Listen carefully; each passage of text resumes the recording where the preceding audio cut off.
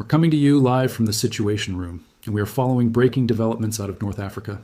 For years, Algeria has presented itself to the world as the Arab world's last, unshakable bastion against normalization with Israel. This powerful stance is deeply embedded in its own anti-colonial history, creating a narrative of Algeria as the ultimate defender of the Palestinian cause, the one nation that would never compromise with what it calls an occupying power. That identity has been a constant refrain in speeches, at rallies, and in global forums. Palestine is sacred. Normalization is a betrayal. There has been no room for debate. In this stark framework, Morocco and the United Arab Emirates became the counterpoints, symbols of everything Algeria publicly rejected. When they moved towards open normalization, Algiers pointed to them as proof that segments of the Arab world had, in its view, abandoned Palestinian rights for strategic deals and economic gain. Algeria drew a firm line in the sand, broadcasting to its citizens and the entire region, "We will not cross it." But as the year 2025 unfolds, that supposedly permanent line is looking increasingly blurred. The very same leadership that spent years condemning others for normalizing relations is now, for the first time, openly detailing the specific conditions under which it would do the exact same thing. The tone remains defiant, the language is still carefully wrapped in the Palestinian cause, but the policy horizon has dramatically shifted from an absolute never to a conditional not yet, but maybe. To understand this, you have to understand that Algeria's foreign policy is inextricably linked to its revolutionary memory. The war for independence against France is not just a chapter in a history book. It is a living, breathing reference point for every single position the country takes. In that national story, the Palestinian struggle became a mirror image, another people under occupation, fighting for their statehood and their dignity. For decades, Algiers has insisted that Palestine is not some secondary issue, but a core, unshakable principle. It has consistently presented Israel as an occupying power, never a potential partner, and made its rejection of normalization a clear badge of moral superiority. This self-image has dictated Algeria's actions in both Arab and African politics. As other capital cities began to engage with Israel, Algiers loudly and pointedly distanced itself, claiming to stand on the side of justice and resistance. It used this powerful image to project leadership within the so-called rejectionist camp, a position it leaned on heavily when criticizing the diplomatic choices made by its regional rival, Morocco and the UAE. The major turning point came in 2020. Morocco normalized its relationship with Israel as part of a U.S.-brokered deal that also included American recognition of Moroccan sovereignty over the disputed territory of Western Sahara. For Rabat, this was a monumental 2-for-1 victory.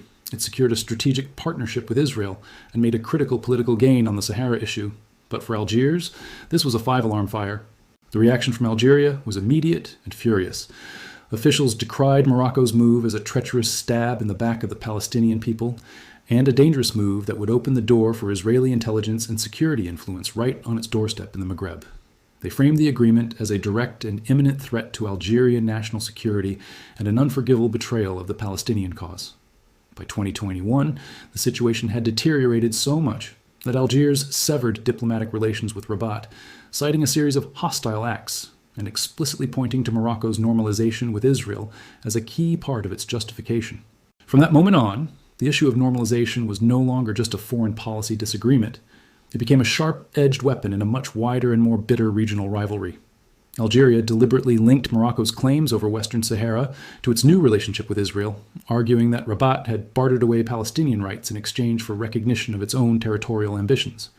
The message from Algiers was broadcast loud and clear. Morocco had sold out, while Algeria remained the principled one. The UAE's central role in the Abraham Accords only added fuel to this narrative. When Abu Dhabi fully embraced open diplomatic, economic, and security ties with Israel, Algeria blasted the move. It framed the accords as irrefutable evidence that some Arab governments were now willing to trade Palestinian rights for access to high-tech cooperation, sophisticated security partnerships, and lucrative investments. In the official Algerian discourse, the Arab world was now split into 2 distinct camps: those who normalized, like Morocco and the UAE, and those who refused, led by the steadfast Algeria. Back at home, this hardline position was relentlessly reinforced both politically and socially. There were concerted pushes to restrict and stigmatize any hint of support for normalization. The public discourse was managed to elevate the Palestinian cause to a level where it became a defining test of patriotism itself. Pro-Palestinian rallies, non-stop media coverage, and a constant stream of official statements all pointed in one unambiguous direction: no relations with Israel, no matter what anyone else did. And on the international stage, Algeria was a vocal and consistent advocate. It championed pro-Palestinian resolutions at the United Nations and in other international bodies, calling for immediate ceasefires, accountability for alleged war crimes, and the full recognition of Palestinian rights. It actively opposed any steps seen as integrating Israel into African continental organizations and consistently used the charged language of occupation and colonialism to describe Israeli policies. All of this gave significant credibility to its claim of being unwavering and uncompromising. Then, 2025 delivered a political bombshell. In a series of high-profile interviews with foreign media, President Abdelmajid Tebboune repeated the familiar, well-worn line, Algeria rejects normalization with Israel as long as there is no sovereign Palestinian state. But this time, he added a crucial, game-changing detail. When asked directly if Algeria would be prepared to normalize relations once a fully sovereign Palestinian state exists, his answer was a simple, stunning yes. That single word cracked open a door that had, for decades, been presented as bolted, locked, and permanently sealed. This change might sound like a technicality, but it is politically explosive. For years, the entire focus was on refusal, framed as a non-negotiable matter of principle. Suddenly, the emphasis shifted to conditions. The new formula became no state, no normalization. But the corollary was equally clear. A state and normalization becomes possible.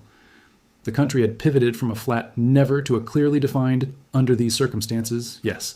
The reaction inside Algeria was swift and divided. Islamist parties and other opposition groups immediately denounced any suggestion of normalization, even conditional, as the crossing of a sacred red line. They argued that Israel remains an occupying power, and its track record makes any future relationship fundamentally unacceptable. In their view, even discussing the conditions for normalization serves to legitimize the very idea and begins to psychologically prepare citizens for a step they were long told was an absolute impossibility. These critics wasted no time in warning that normalization, whether conditional or not, would amount to a betrayal of the very cause that Algeria had used to construct its moral identity on the world stage. They pointed out the glaring contradiction. The same leadership that had branded Morocco and the UAE as sellouts was now beginning to adopt the language of readiness when it appeared to suit its own strategic interests. The presidency and its supporters quickly pushed back, insisting there was no contradiction at all.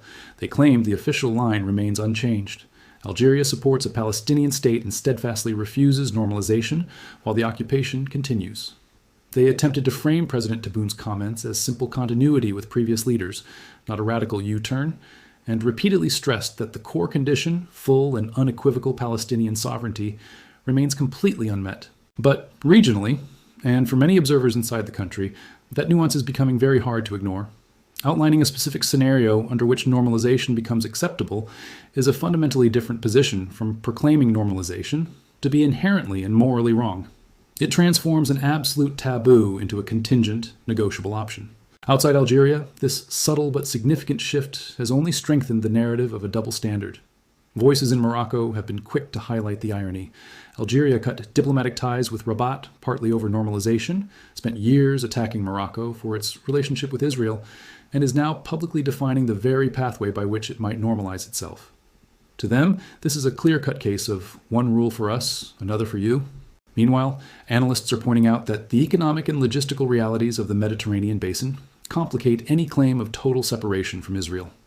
Even without official embassies or trade agreements, global supply chains and complex shipping routes can indirectly connect Algerian and Israeli markets through third-party hubs and countries. This underlying reality undercuts the image of a perfect boycott and fuels accusations of a hidden normalization already taking place. On the diplomatic front, Algeria continues its vocal support for pro-Palestinian measures at the UN and uses strong condemnatory language against Israeli actions in Gaza and the West Bank.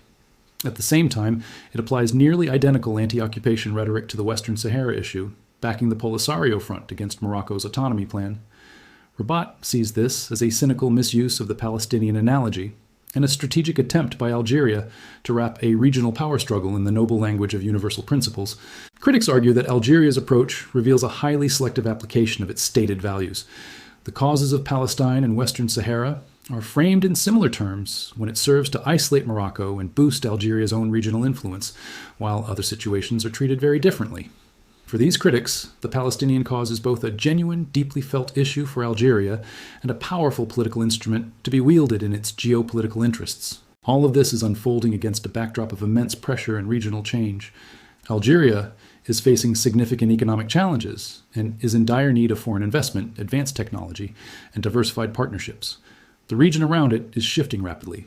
Morocco is tightening its alliances with Western and other regional partners. The UAE and other Gulf states are expanding their economic and political footprint across North and West Africa. And normalization with Israel is increasingly being woven into the very fabric of broader security and economic architectures. To remain entirely outside of these new emerging networks carries a significant cost. It risks limiting Algeria's leverage with powerful allies and could leave it appearing increasingly isolated as more and more states choose engagement over boycott. This doesn't mean normalization is a foregone conclusion, but it helps explain why Algiers may want to keep at least a theoretical door open for the future.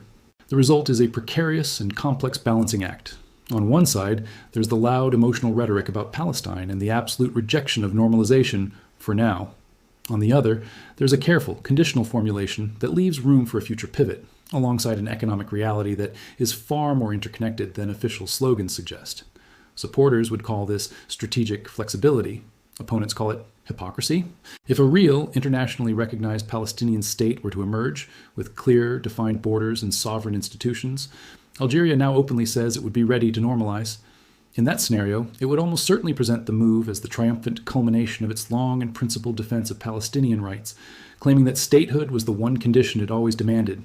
It could then justify full diplomatic relations, robust economic cooperation, and even security dialogue with Israel as a logical part of a new post-occupation regional order.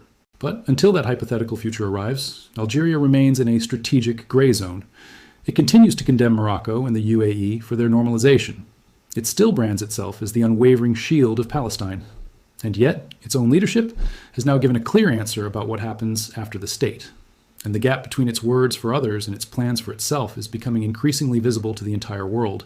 In the end, the core question is this: is Algeria's shift a necessary and pragmatic adaptation to a rapidly changing region, or is it proof of a profound and glaring double standard?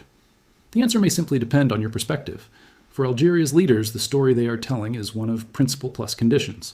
For their critics, it is a story of a government that weaponized the very idea of normalization against its neighbors, only to quietly begin preparing the ground for its own eventual turn toward Israel. That is the situation. I'm MJ Nye, and you're in the Situation Room of MJ Pulse News. Join the conversation in the comments. Thank you for watching.